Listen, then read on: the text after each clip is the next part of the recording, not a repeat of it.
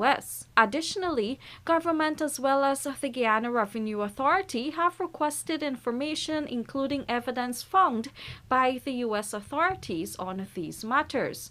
The US ambassador said she has passed on these requests and recommended that they be expedited. I strongly recommended to our partners back at in Washington that they provide as much of that information as possible, because I understand that the government here wants to do their own investigation and follow up on this.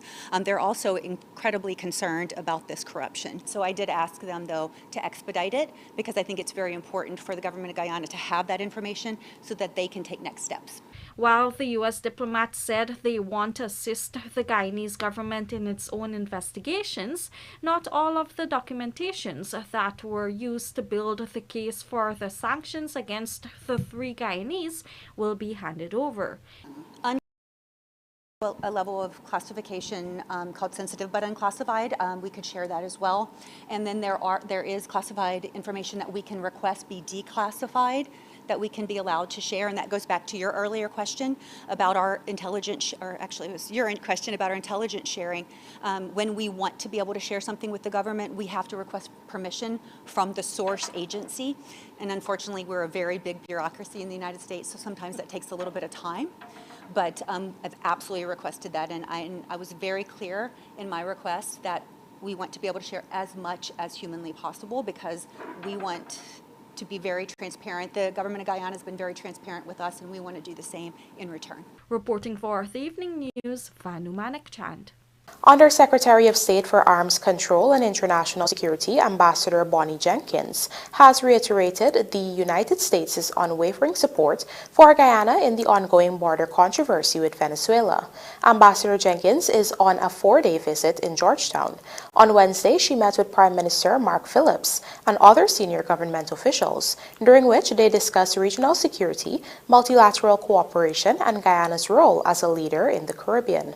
This visit by the Ambassador Jenkins reinforces the U.S. government's commitment to strengthening bilateral ties with Guyana, including supporting the country's sovereignty. Here's what she told reporters during a press conference today. We recognize, obviously, the concern of Venezuela of your government. I want to say very clearly that we're very supportive of your government in Guyana and very much support the sovereignty of your country. We very much want to make that very clear that our commitment to you is ironclad, and this is an issue that we are working with you on a regular basis. I do want to just note the 1899 arbitral award determined the land boundary between Venezuela and Guyana, as you're aware, and we still see that as a model for peaceful resolution. We want to see peaceful resolution, but we are very committed to your government on this important issue. So I just want to make that very clear. With the model gas-to-energy project set to come on stream next year, the government is considering using the natural gas to power turbines so as to enhance electricity generation in other regions across the country. Vanu Manik-Chand tells us more.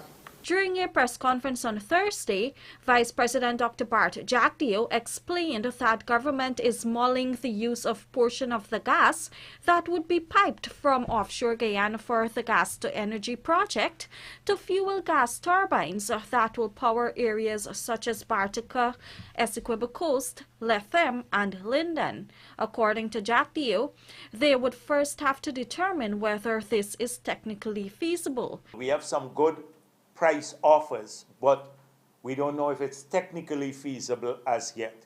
To take the power off the pipeline and containerize them and move them into these areas so we can supply these areas that are not connected with the Demerara grid, the Demerara-Berbice grid.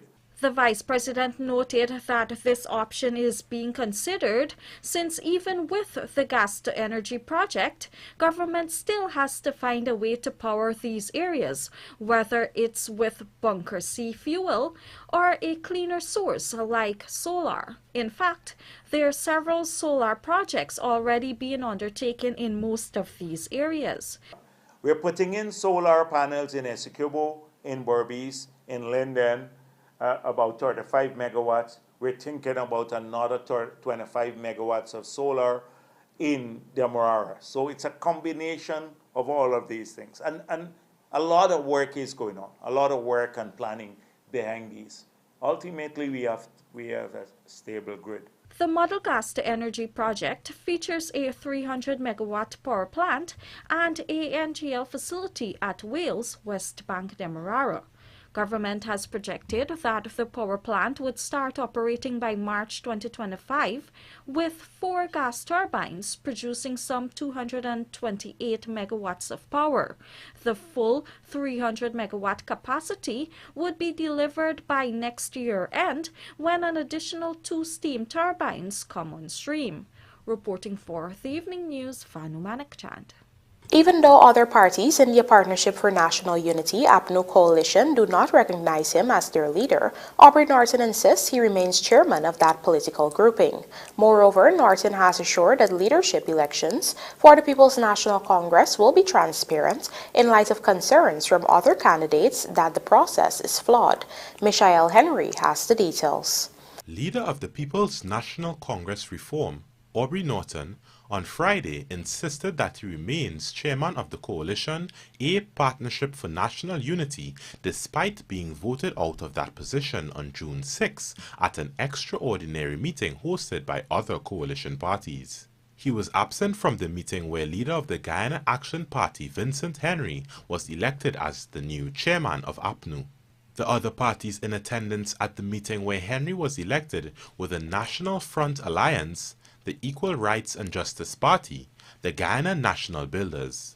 Tabitha Sarabo, Hawley of GNB, was also elected General Secretary of the APNU. However, the PNCR later released a statement noting that it never received an invitation for the extraordinary meeting, but the election was, and I quote, unauthorized, null and void, end quote, since only that party can initiate such a meeting. During a news conference on Friday, Norton addressed the situation.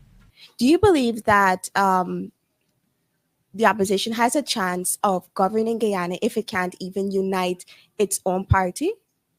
Well, I think we have a united party, but there's a difference between a party and a coalition. A coalition is a combination of parties, and they will always have different interests. And like I said to those persons, I continue to be chairman of the APNU, and after our Congress, we will sit with the members of the APNU and sort out the issues. Already, executive member of the PNCR who is also contending for the leadership of the party, Roysdale Ford, has flagged irregularities in the nominations exercise.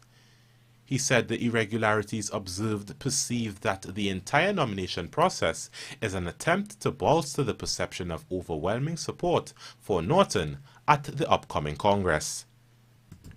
Norton at the press conference sought to dismiss claims made by Ford and promised that the executives of the party will meet shortly to iron out issues and concerns that exist. We will ensure that the party Congress has its proper systems in place and that in the final analysis we have an open and transparent elections. Meanwhile, others nominated to contest the leadership of the party are Simona Brooms, Gary Best, Carl Greenidge, Amanda Walton Desir, and Volder Lawrence. Norton insists they all have a cordial relationship. We have all been nominated to the position of leader. At the personal level, we have always related to each other. I have made it very clear to all the persons around me that there should be no character assassination, or attacks on people's character. I saw a promotion, I would want to call it, or a post, which I believe was generated by the PPP, and they put my name as if it came from us, and I made it very, very clear. I called Amanda Walton and I said to her, I have no involvement in it. I will not do that. And this is not my first campaign. Those who remember the campaign against with Van West Charles and Joe Harmon, I never attacked anyone personally. It is not my intention to attack it. And I think as party comments, the relation is just that, members of the party in relation with each other. Michael Henry, The Evening News. Coming up, CARICOM looking to ease transaction costs in region with African model, says President Ali, and sustainable agri-practices must be strengthened in face of climate change, says Mustafa. Do stay with us. More news ahead.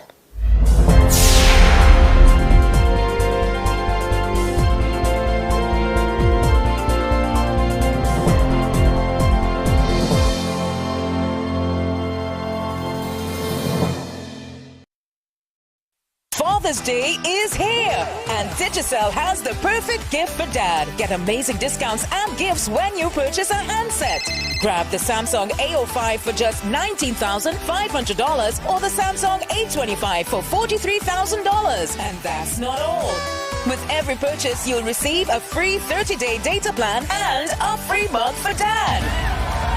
Don't miss out. Offer valid while stocks last. Visit a Digicel store today. Digicel, the network for everyone, everywhere. Crispy, creamy, what a catch. So tasty. What a catch. With a caramel center. What a catch. And so much chocolate. Ooh, yeah. First it's crispy, then it's creamy. With so much chocolate, smooth and milky. And when you go a little deeper, you find caramel. Ooh, yeah. Oh, what a catch. You know we love you. What a catch. Oh. First it's crispy, then it's creamy. What a catch.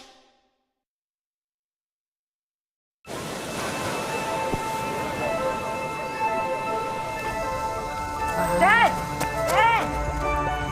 Is that real? आप लोगों को नजर आ रहा है?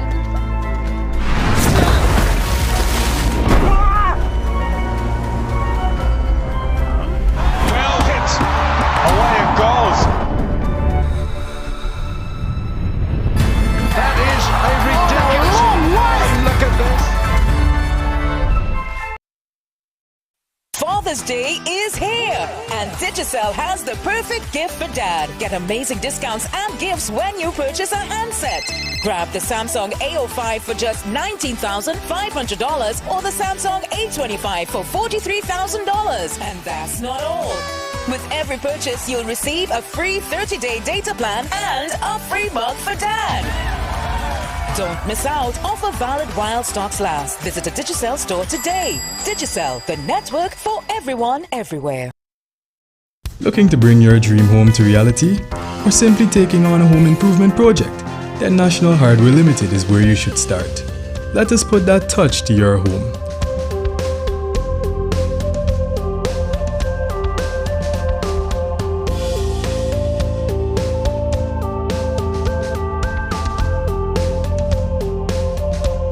Choose from over 1,000 Berger Paint original hues for any surface.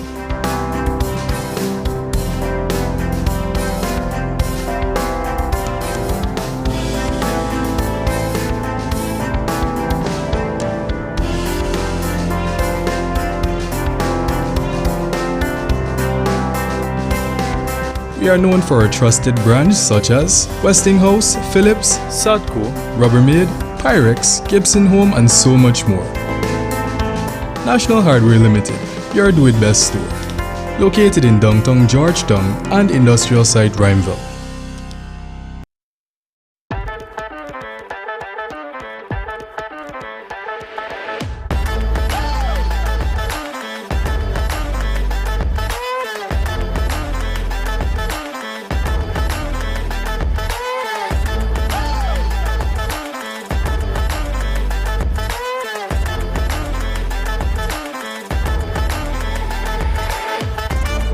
Transitions Light Intelligent Lenses. Pick your color. Choose your style.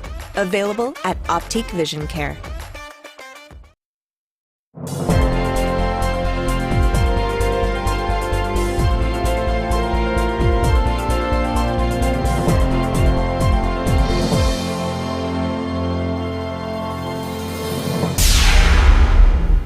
Welcome back. You're watching the Evening News. In keeping with commitments made in Budget 2024, the Ministry of Health has officially launched programs aimed at providing targeted members of the population with vouchers to aid in cervical cancer and eye tests. Find out more in this Lawanda McAllister report. The Ministry of Health on Friday signed memorandums of understanding with the various partners to support the government-led initiative to ensure more citizens have access to health care.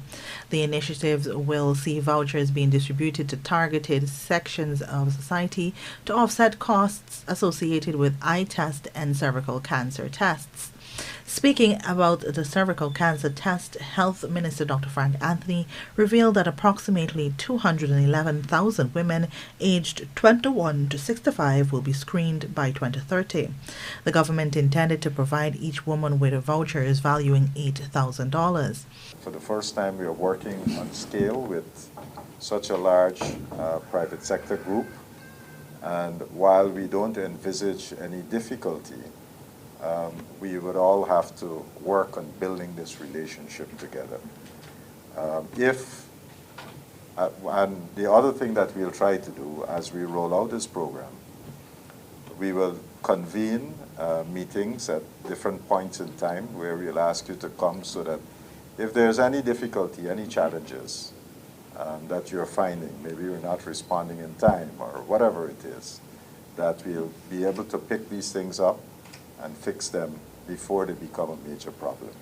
We don't want to hear that one of our providers has been waiting for 6 months and not getting paid and so forth. That's not what we're looking for, right? What we want is to make sure that we have reach,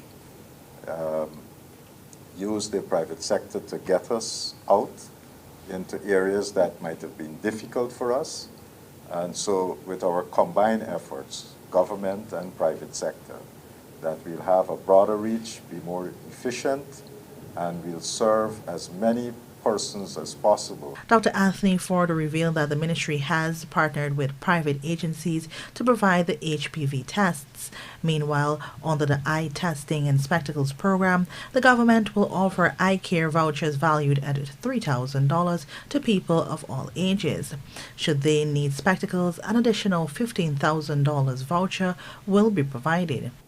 One of the things that we were contemplating, because sometimes people see there's a value to the voucher, like $2,000 for the eye screening, $15,000 for the spectacle ones. There might be people who might want to go and feel that they can encash these vouchers to get cash, right? And that's not what we want. This here is for you to go get an eye test, and so with that test, we can serve you, to get the spectacles. So if you're hearing anything, you're picking up any problems like that, let us know. The ministry will soon announce dates for distribution of the vouchers. Finance ministers and governors across the region are expected to meet shortly to discuss the possibility of establishing a regional payment settlement system to reduce transaction costs within the region. This was revealed by President Dr. Irfan Ali, who is also the current chair of CARICOM, during his address to the Afri-Exim Bank's Afri-Caribbean Trade and Investment Forum on Thursday. The regional leaders will be looking at the Pan-African Payment and Settlement System launched by the Afri-Exim Bank in 2022 to transform and facilitate payments for cross-border trade across Africa while saving the continent billions in transaction costs. Here's what President Ali had to say. Imagine if Africa can come together, mobilize capital, and manufacture in the we have the lowest environmental impact in the world. Imagine if we manufacture all the EV vehicles in the region with the lowest environmental impact. What marketing impact that would have. It is these things that forums like these offer us the opportunity. Offer us the opportunity to find new ideas, to create new avenues, and to look at new areas of wealth creation. We must have that will, that collective will. We're talking now, every single country in this region complain about the payment settlement system. We have an opportunity now that you have tested with a payment settlement system, and that is why, as chair of CARICOM, I've asked the chair of the CSME, Prime Minister Motley, and she's agreed to convene a meeting with ministers of finance and governors next week so that we can take to the next heads of government meeting in CARICOM a proposal where we can use your system to implement a regional system for our payment settlement. We don't need to reinvent the wheel. We need to trust each other. We need to trust our system. We need to trust our brain power. That is what is important. We do not trust ourselves and the potential we have in finding the solutions that are required for ourselves. And that is what this forum offers us, the understanding of each other and the building of trust. We are onto a good platform in the building of trust between Africa and the Caribbean. With the Caribbean being one of the most vulnerable regions to climate change, Guyana's Agriculture Minister Zulfikar Mustafa has heightened calls for sustainable agriculture practices across all member states. Kelroy Williams reports. Regional leaders are currently engaging in discussions on climate-smart agriculture ahead of the 8th edition of the Caribbean region's premier agricultural event, the Caribbean Week of Agriculture, which will be held in St. Vincent and the Grenadines from October 7th to 11th. Delivering remarks at the virtual launch of the event on Friday was Guyana's Minister of Agriculture, Zulfikar Mustafa, who is also the chairman of the CARICOM Special Ministerial Task Force on Food Production and Security. Agriculture is the backbone of our economies, cultures, and livelihood. It nourishes our people, supports our economies, and sustains our way of life. However, agriculture is highly vulnerable to climate change, especially in the Caribbean. In this regard, the minister noted that governments should not only prioritize ways in which they can adapt to climate change, but emphasis must similarly be placed on identifying ways in which they can mitigate these effects. Additionally, Mustafa highlighted that to foster a sustainable future for agriculture, governments must continue to invest in identifying new climate-smart approaches. But let us not just talk about adapting to the impacts of climate change. We need to anticipate and prepare for them. We must strengthen our agricultural practices and systems to ensure and rebound from climate shocks. This call for investments in research, infrastructure, and resources for our farmers. To realize a sustainable future for agriculture, we must continue investing in innovative climate-smart approaches, necessitating substantial financial supports. This entails embracing new technology, sharing knowledge, and fostering closer collaboration. The success of our regional agriculture transformation hinges on the partnerships we forge and the collective action we undertake. Meanwhile, also sharing remarks at the virtual launch was Mario Lubetkin, who is the Food and Agriculture Organization's Assistant Director General and Regional Representative for Latin America and the Caribbean. Lubetkin shared that the Caribbean and Latin America region has managed to reduce the number of people suffering from hunger. Some progress in reducing hunger and malnutrition give us hope. Latin America and the Caribbean was the only region in the world that remarkably reduced hunger, with around 3 million. However, people suffering from it. For the evening news, Kelroy Williams. The finals of the National Youth Debate Competition concluded yesterday with the Helpful Hands Youth Group emerging victorious. Michael Henry was at the event and filed this report. In a narrow victory, opposition team Helpful Hands Youth Group triumphed over proposing team the Child Rights Ambassadors in the finals of the Speaker's National Youth Debating Competition, scoring an impressive 224 points. The finals were hosted on Thursday at Parliament Building. Led to victory by the outstanding efforts of Best Speaker Nigel Drapol, the team engaged in a significant battle against skilled debaters with limited speaking time. Remember, don't put all your eggs in one basket. Well, Guyana is staggering on the edge of this dangerous precipice. Our economy cannot afford to be rooted on infrastructure. Diversifying our economy is similar to planting a garden with a variety of crops, each sector nurturing the other, creating a resilient and sustainable ecosystem. And we must focus on expanding on other sectors, but rather on prioritizing people's need and investing in sustainable, inclusive sectors. Remember, easy lesson, hard for learn. In his remarks about the competition, Speaker of the National Assembly Mansour Nadir highlighted the significant growth of youth debates since the onset of the COVID-19 pandemic. This was one that was close to the hearts of all of us on staff here at the Parliament. And so we have had over 114 debates prior to this one in the last 4 years.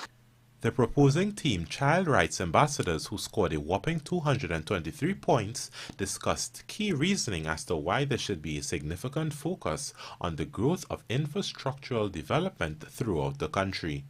Michelle Henry, The Evening News. And now for a look at the bird reports. There will be no retraction of the Demerara Harbour Bridge on Saturday, June 15, 2024. Meanwhile, the Berbice River Bridge is expected to be closed to vehicular traffic on Saturday, June 15, 2024 at 10:35 hours for a period of 1.5 hours. AAG National Seniors on this weekend. Details of this story and more coming up in the Sportcast, sponsored by MacCorp.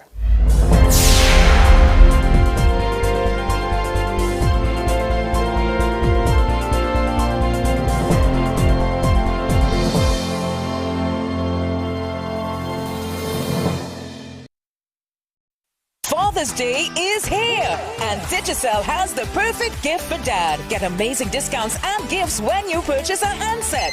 Grab the Samsung A05 for just $19,500 or the Samsung A25 for $43,000. And that's not all. With every purchase, you'll receive a free 30-day data plan and a free mug for dad. Don't miss out. Offer valid while stocks last. Visit a Digicel store today. Digicel, the network for everyone, everywhere.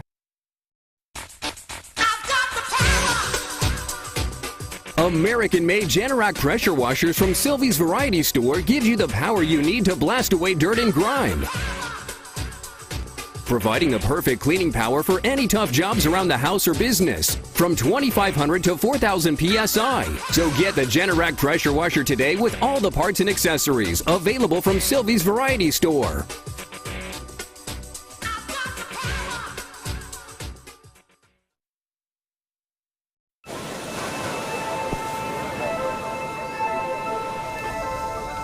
Dad! Dad! Is that real? आप लोगों को नजर आ रहे हैं?